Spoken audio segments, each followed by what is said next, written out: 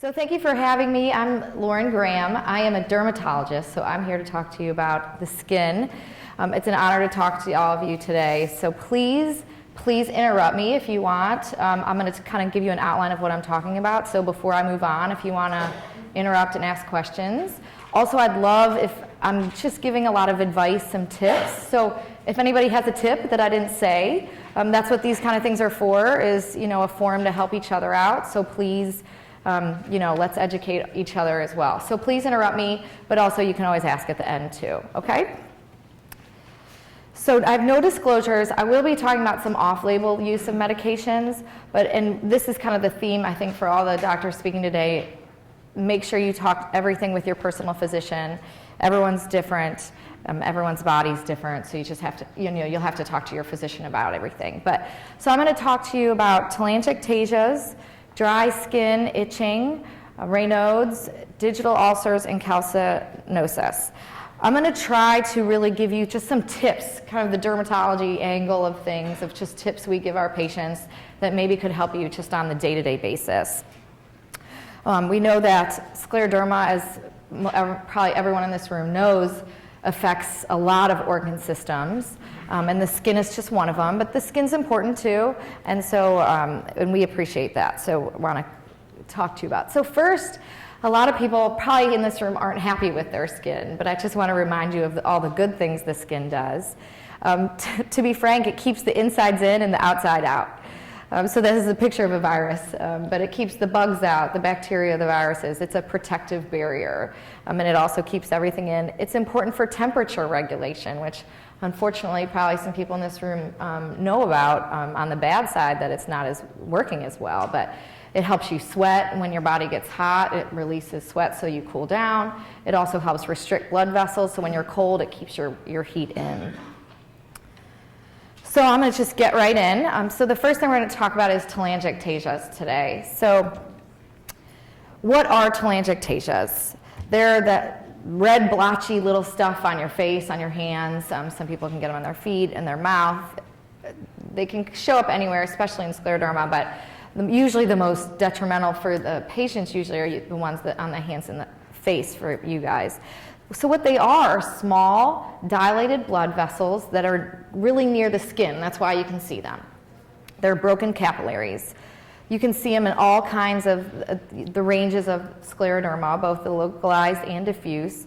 And so one thing that's important, because I'm going to talk about some treatment options for them, they are no longer functioning. Because I think that's sometimes a concern for people when we talk about laser treatment to get rid of them. People are like, well, don't I need them?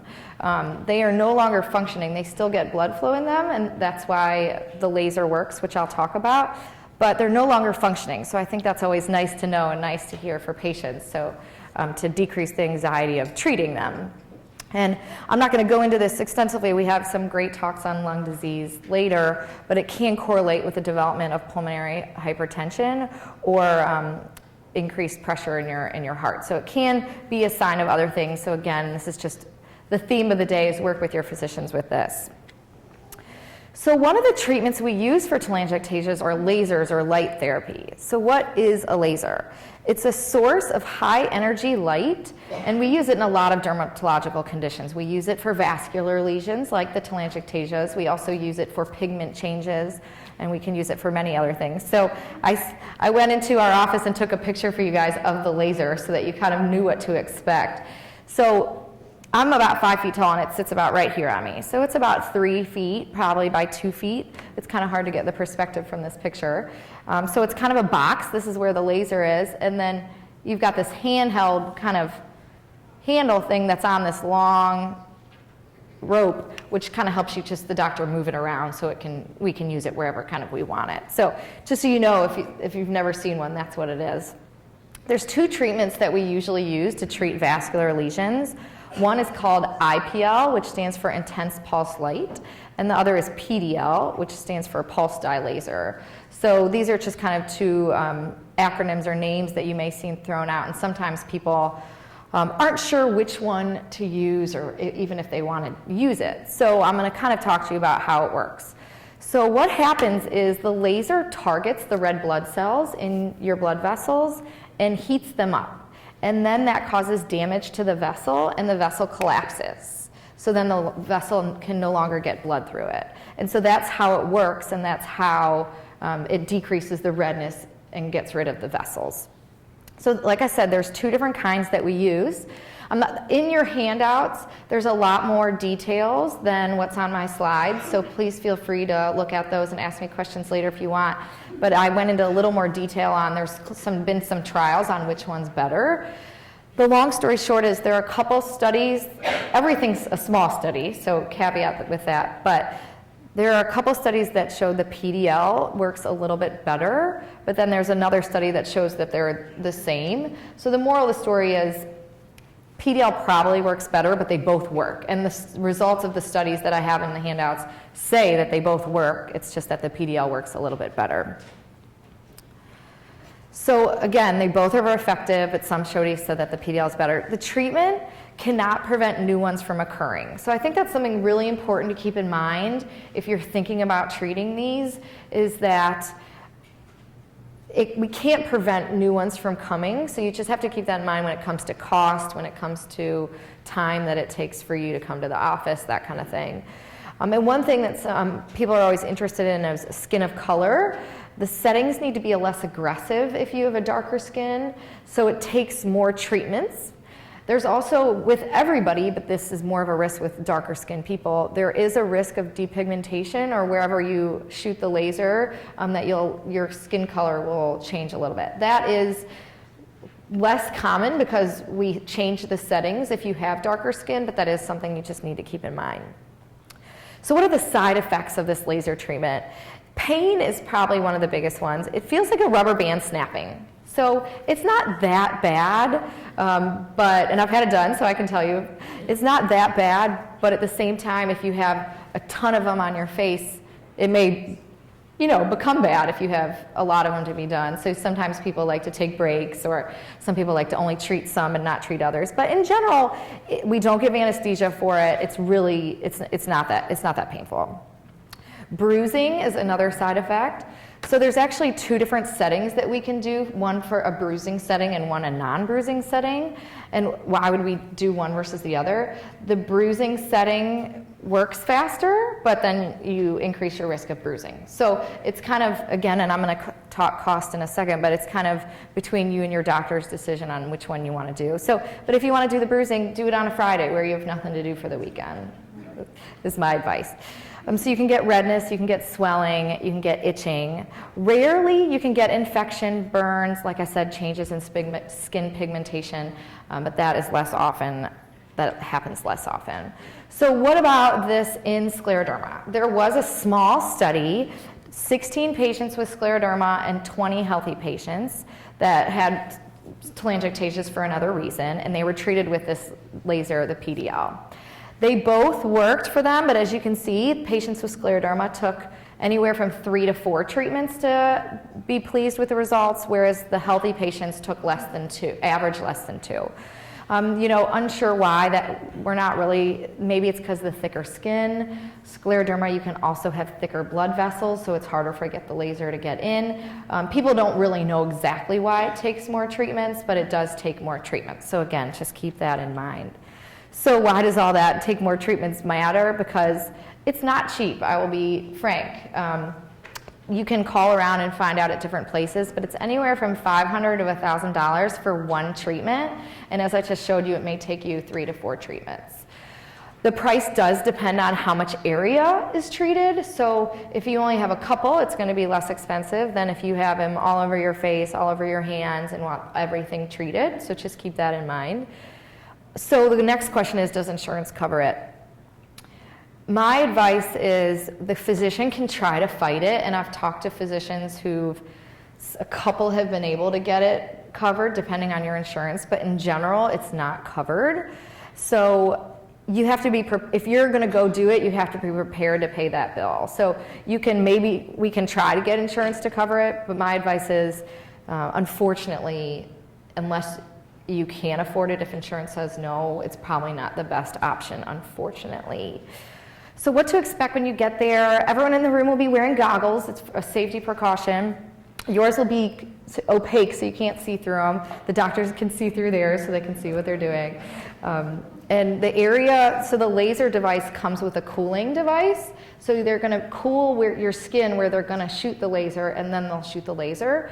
And that helps, one, your comfort, but that also helps with decreasing the damage to the top layer of the skin and helping the laser only get to where we want it to go, which is the blood vessel underneath. And the same reason, we also give ice packs afterwards. How much time does it take? It's really quick. So the first time you come, it'll take longer because the doctor wants to evaluate you. You have to talk about kind of everything. But in general, it's so it's less than 5 minutes once you have done it before. So in that regard, it's not a huge commitment for time. It's more of, it takes longer to get to the doctor park than actually be in the doctor's office for this. And as I mentioned before, it can take 1 to 6 treatments. So usually physicians' offices have packages that you could purchase so that it's cheaper if you do more. So that's just something to keep in mind. So just some tips. I'm going to try to give you guys tips throughout the talk of don't do, and this is just general for everybody, even if you're doing laser hair removal, any kind of laser, don't go with the tan. So if you do light therapy for treatment, that's part of your treatment regimen, you'll have to talk to the doctor about that. Or if you just went on vacation and you're tan, they're not going to want to do the laser. So that's just something to keep in mind. The skin pigment that you get from your tan basically is competing with the blood vessels for the laser, and so the laser will be less effective. So it's in your best interest too to not come with a tan. Do not wear makeup to the visit because that doesn't help the doctor evaluate what you have, and also the makeup again can get in the way of the laser. You can apply Vaseline or a moisturizer afterwards for healing, but don't pick if anything crusts. So crusting is a risk, it's low, but it can happen, and so dermatologists in general like to say don't pick at things anyway because that's what leads to scars, but definitely after the laser treatment. And then it depends on your doctor when you can restart wearing makeup again. Some say 24 to 48 hours, but that's definitely a question you want to ask your doctor because everybody is different. And another thing with, and again, I said this is going to be my theme the whole time of personalized medicine, make sure you talk to your doctor, but there has been a small study that showed that patients on Bosentan developed more new Telangiectasias than another treatment called Ilumendin. So just keep that in mind. You may need this treatment, and that's important for other reasons, so that is a decision between you and your doctor, but different medicines can affect the development of the telangiectasias. Does anybody have any questions about telangiectasias, laser experiences before we move on? Okay. So another thing a lot of people ask the dermatologists are for makeups or cosmetic cover-ups. So these are just 5 different brands that we often recommend that are really good. They're known for their basically cover-up skills. Cover FX, you can actually just get at Sephora down here, so you can get it at most Sephoras around the country. Derma Blend, I don't know if anybody's never heard of this. This is a website that you guys all need to just go check out. They have these things called Camo Confessions, and I'm going to show you in my next slide, but it's basically 4 different people right now that are on it that come with different skin conditions, and they come with their whole makeup on, and then they take a wet washcloth and they wipe their makeup off, and it's amazing. It shows how well the makeup works, but it's also an empowering thing to see kind of them take their makeup off and show it to the world. Cinema Secrets, I'm not put the website on for you. Microskin, so this is only available in New York City or California, but if you're traveling and happen to be around, it's a company that designs a simulated second skin, and they design it specifically to your skin color. And you put it on it can last a day or a couple days depending on if you're sweating or kind of what you're doing for the day. So that again is not available in Chicago, but it's something you should if anyone's interested, you could look into it, and it's in New York and California. So as I mentioned, so this is just a screenshot from the Dermablend website, but so this guy has tattoos over, I don't know if it's over his whole body, but what they show is his face and his neck, and he's basically tattooed a skull, and you can see he has tattooed blood vessels on his neck, see, as you can kind of see here. And he has entire makeup on, and so you can't even see the tattoos. It's pretty amazing. This woman here, you can see where she's wiped half her makeup off. She suffers from vitiligo. So obviously she doesn't have any makeup on her hands, but you can kind of see what her skin would look like without this makeup, and then you can see the line. So it shows how well it works. And then again, this young woman here with the covering up all her redness here, and you can see how good she looks there too. So if you guys aren't familiar with this makeup and want to look into it, I would definitely recommend it. So dry skin and itching. I know a lot of people, who suffers from dry skin or itching in this room? Everyone? A lot of people do. So first of all, dry skin itches. So scleroderma skin can itch. So one of the things us dermatologists like to do is at least try to get rid of that dry skin element, because that itches in itself. So even people without scleroderma, if they have dry skin, they itch. And unfortunately, winter is coming, and which makes it worse. So I'm gonna just talk about some good skincare practices that everyone, even the people in this room who don't have scleroderma, could do, but definitely for the people with scleroderma. So in fibrotic skin or in thick skin, you lose your sweat glands and your sebaceous glands. So you lose all those nice protective oils that keep your skin moist. So unfortunately, the thicker skin you have, you inherently are just going to be less kind of oily, and you're going to be more dry. So these things are really important for you guys. So it's important to use emollients and dry skincare. So first things first, try to avoid scratching. I know that's so easy for me to say, but I have a little picture here of a cycle. So it's what the dermatologists, we call the scratch-itch cycle. So you itch, so then what do? You scratch, right? But then scratching leads to thickening of the skin, and it changes the skin biology and makes you itch more. So it's a cycle. You scratch, you itch, you scratch.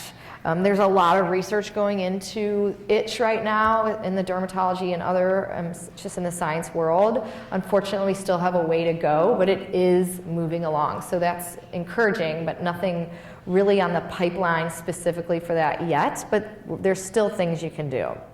So do not use a back scratcher, do not use sharp objects, because that just makes it worse. It also breaks your skin and introduces infection. So it's just, try to avoid it at all costs. And then one thing that's really important, which of course is easy for me to say, is minimize stress. Whether that's lifestyle change, yoga, meditation, taking a bath with music, avoiding alcohol, all those things, anything that you can do to avoid stress helps not only with dry skin and itch, but kind of everything with scleroderma. We'll talk about a couple others later in the talk. So if you itch, use temperature to help you. So these are a lot of things that dermatologists try to teach people that not everyone knows. So the cool temperature makes you itch less. So an ice pack, frozen vegetables from the freezer. Make sure you don't burn yourself or burn like a cold burn. So use a washcloth or something. But temperature can really help you and get you to not itch. Put your moisturizer in the refrigerator. That people love that, and that really helps. That kind of when you want to itch, you want to scratch, that cooling sensation really can help. And if you're not near a fridge or a freezer, you can apply, if you're out somewhere, you can apply cool water compress to calm the itch, and then you can moisturize afterwards, and that always helps too. Shower once daily at the most, which I know is hard for some people, and the maximum is 5 to 10 minutes long. Warm or cool water, no hot water. A lot of my patients don't like me when I tell them that. In the summer it's easy, but in the winter it's a lot harder. But that hot water really, really, really can dry out your skin. Soaps, mild soaps, Dove Original and Scented, Cetaphil Cleanser. These are just a couple. Avoid soaps with fragrances, harsh soaps. The scrubs, anything with those beads or exfoliators, a lot of people think that's going to help your thick skin. It's not. It's not going to help thin out that skin. If anything, it's just going to irritate your skin and make it thicker in the long run. Unless instructed by your doctor, which sometimes you are instructed by your doctor, avoid antibacterial soaps like Dial or Lever 2000. They're just too harsh for your skin. Now, some people need them, and some people's doctor want to take them if you have a high risk of skin infections or if you commonly get skin infections. So again, listen to your doctor first. But in general, if nobody says you need to do it, then in general, we don't recommend it. And then a tip is look for products that are fragrance-free, not necessarily unscented. So a lot of people think this is the same thing. So a lot of chemicals or ingredients that are just in a lot of our products have a scent to them. And so companies put in more fragrance to get rid of that kind of less pleasant smell. And so unscented just means it doesn't smell. That doesn't mean there weren't fragrances in there masking the kind of smellier ones. Does that make sense? So fragrance-free is actually what you want, not the unscented. So moisturize as much as you can, but if you can't do it all the time, the best time to do it is immediately after the shower or the bath. That locks in all that moisture that you just had surrounding your skin. Try to moisturize after you wash your hands every time. Ointments are the most effective moisturizers, creams are less effective, and lotions are the least effective. If it's in a pump form, that means it's thin and it's able to come out in a pump. So the better ones are the jars or the tubes. CeraVe, Vanicream, Aveeno, Eucerin, these are products that we like and recommend. So people ask about Vaseline. Dermatologists love Vaseline. It's cheap. I mean, that 1 pound jar is $3 to $5, depending on where you're going to get it. It has the fewest ingredients, so it makes it the least allergenic of almost all the products. It's just petroleum petrolatum jelly, and it's been shown to be as effective or more effective as a lot of the more expensive moisturizers on the market. Also, there are some brands that kind of have an alternative to Vaseline. Most people are familiar with Aquaphor. That kind of soaks in a little bit better than Vaseline, so if you don't like that sticky feeling, Neutrogena has their own. It's their Norwegian formula. So a lot of people like to carry those. They come in smaller tubes. You can carry them in your purse or your bag or even your pocket and just put it on after you wash your hands all the time, and that really helps soak things in. If you really do want to use the Vaseline or the sticky petroleum jelly, oftentimes we like people to use it at night because people don't like it. It's sticky, it's gooey, and you can just put it on at night and then put on kind of dirty pajamas and let that soak in for a little bit, and then you're not ruining any of your clothes. So if you have severe itch, just if this dry skincare just really doesn't help enough, Sarna Sensitive, I took a picture of it here because there's 2 different kinds of Sarna. We like the Sarna Sensitive, it's over the counter. Then there's prescription medicines. I have more details in the slides about this stuff as well. There's topical corticosteroids, which everyone probably in this room is familiar with. One thing your dermatologist can do is have it made with Eucerin or CeraVe cream. So if you don't like kind of the vehicle it's in, that can help with moisturizing as well. There's also a medicine called tacrolimus, which can help as well if your skin is fragile and your doctor doesn't want you to use corticosteroids. When it comes to the itch, again, I'm not going to list off all these medications, but there's the classic antihistamines that everybody uses for a lot of causes of itch.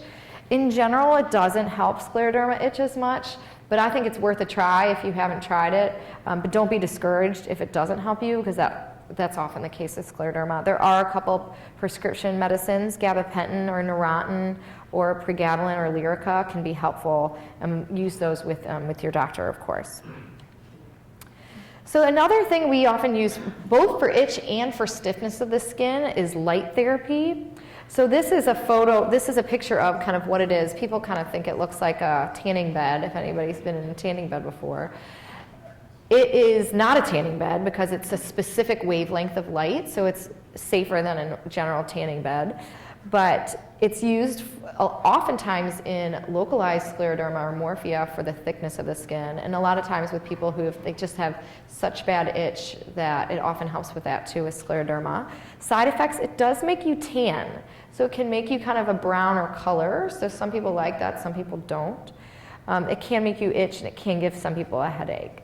It is definitely a newer treatment, so the data are limited on the future cancer risk, but the data so far isn't showing very high of a cancer risk. I have a little mention in the slides that there is another kind of UVA called PUVA. That is an older therapy that people used to use a lot. That does have a cancer risk, so I just want to make sure this is a separate treatment.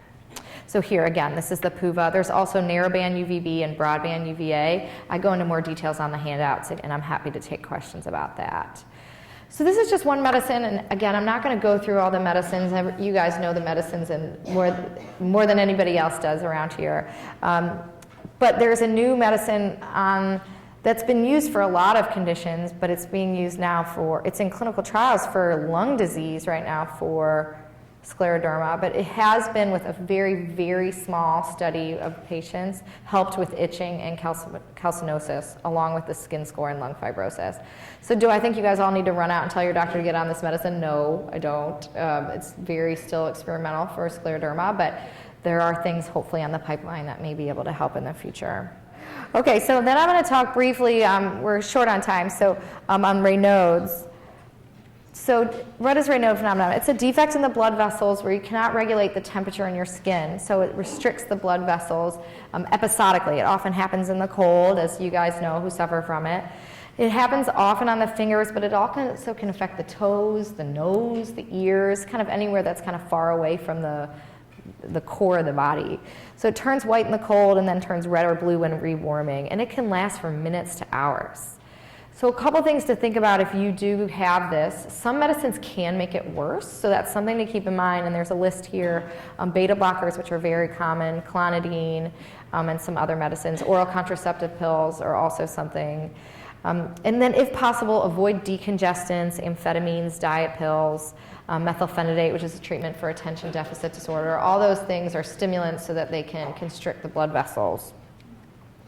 So tips for prevention. So I've got my little Northwestern koozie up there. For those of you guys who don't know what a koozie is you can put it around sodas, alcoholic drinks. That's what a lot of people use those two options for most time. But anything cold, it kind of is like a little, it keeps the drink cold, then it also keeps your hand warm or less cold.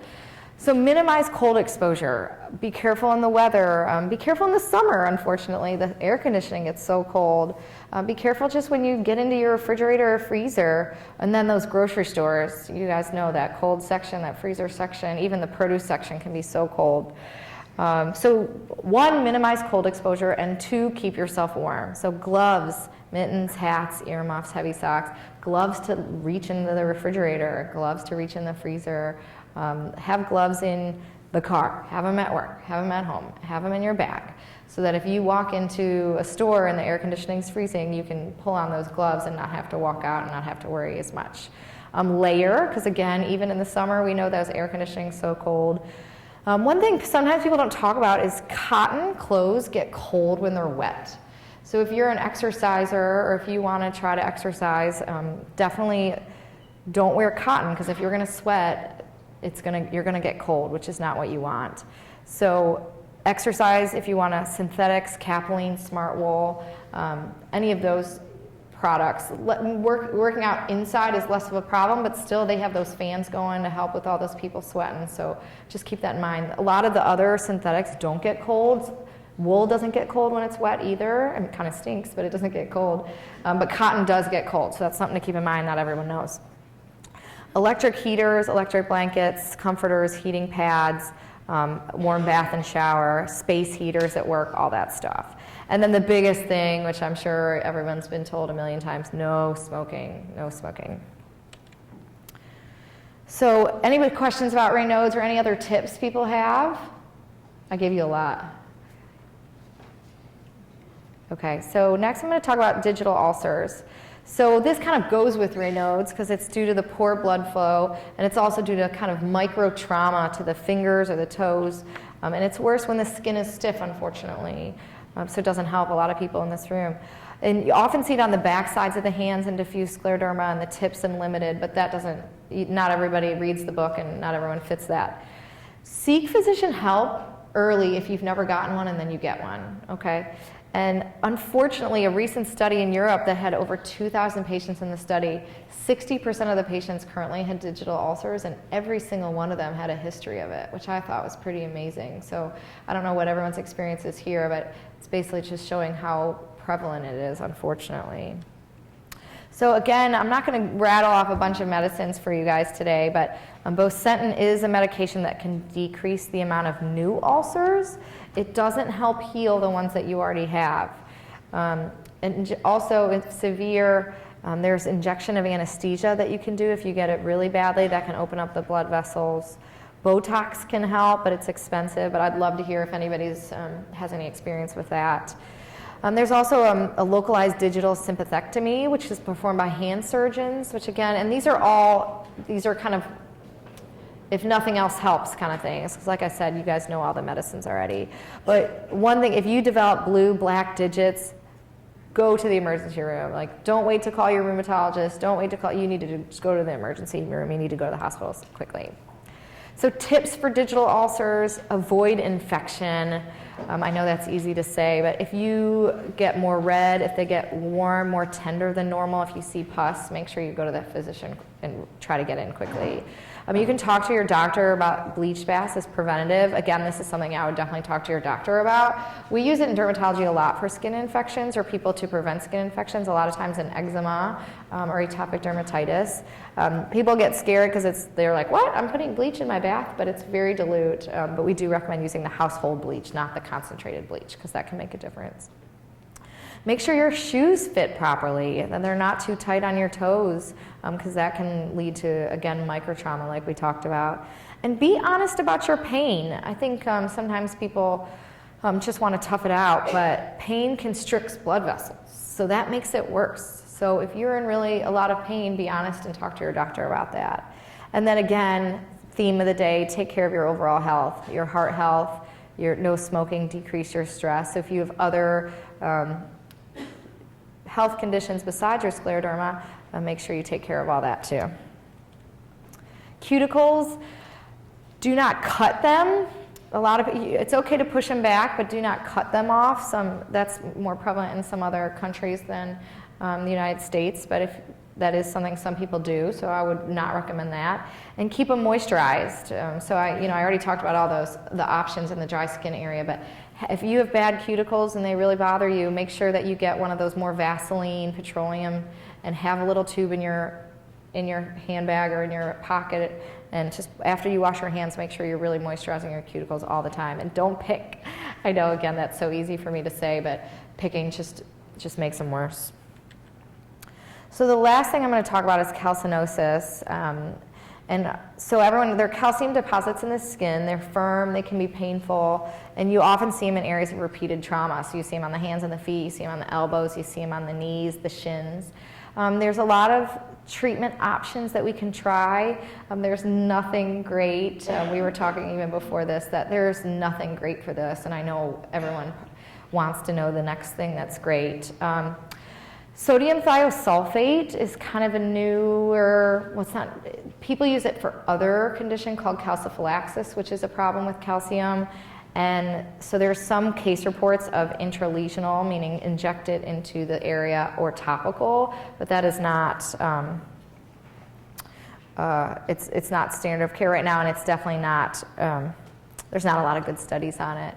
Lithotripsy and surgical removal, if there's discrete POTS, can be done. But in general, I looked up on clinicaltrials.gov. I don't know if everyone's familiar with that website, but it's a great website if you're interested in getting involved with clinical trials. There are 361 trials for calcium problems. Now, granted, that's also for atherosclerosis, other problems, but that just goes to show we really don't have an answer yet, unfortunately, for you guys. So adequate treatment of your disease. Don't try to squeeze out the material.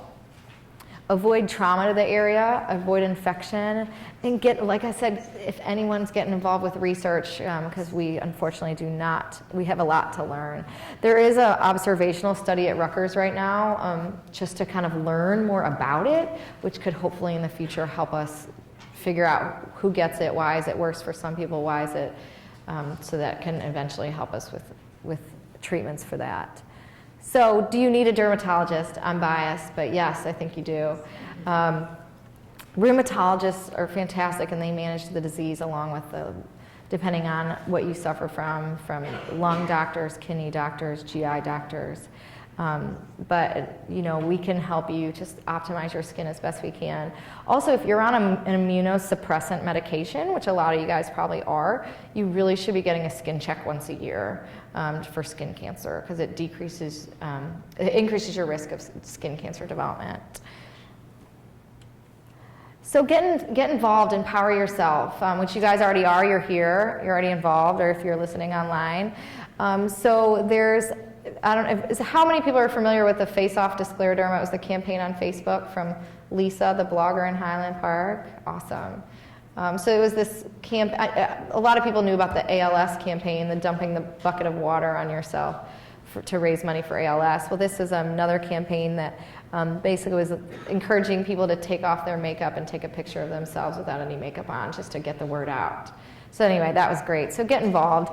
And again, there's so much we don't know, so if anyone's willing to participate in research, and you know, usually when you're participating in research, it's going to help the future. It's not going to necessarily maybe help you, but you know, it'll help your children, your grandchildren. So with that, I have a ton of references, so you guys are welcome to look up all that stuff, and there's more details in the handout, like I said. But thank you for having me, and I'm happy to take questions, comments.